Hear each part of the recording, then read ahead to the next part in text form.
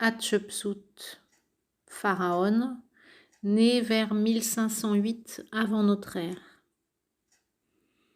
Hatshepsut et sa sœur sont devenues princesses royales le jour où leur père, Thoutmôsis, a été désigné pour prendre la place de pharaon sur le trône d'Horus. Thoutmôsis raffole de l'aînée des filles de sa première épouse. Il la préfère aux 3 fils que lui a donnés sa deuxième épouse. Pour faire son éducation, il l'envoie au loin. Hatshepsut quitte Thèbes, où elle a passé son enfance. Elle suit son nouveau précepteur dans sa famille, à El-Kab. Amespennegbet a pris part aux campagnes militaires des 2 précédents pharaons. Il a même reçu l'or de la vaillance.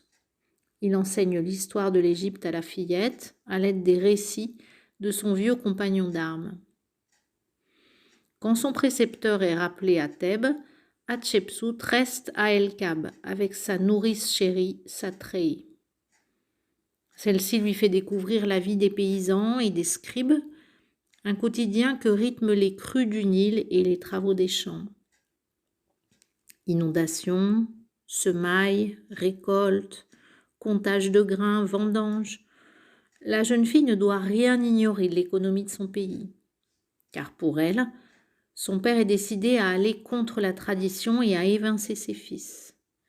Il fera d'Hatshepsut le chef de l'Égypte, il l'a dit. Je la mettrai à ma place. Comme le voulait son père, Hatshepsut parviendra à se faire couronner reine pharaon. Elle est la première femme à porter le pagne, la barbe postiche et la coiffe surmontée d'un cobra qui consacre la royauté. Son règne, plutôt pacifique, dure une 20aine d'années. Hatshepsut lance de grandes expéditions commerciales vers le Liban, le Sinaï et le pont de Punt, au bord de la mer Rouge. Elle fait construire des monuments grandioses, dont un temple que l'on visite toujours dans la vallée des rois. À sa mort, son successeur essaie de faire disparaître les traces de son règne. Sa momie a été retrouvée dans une tombe, à côté de celle de sa nourrice, Satrei.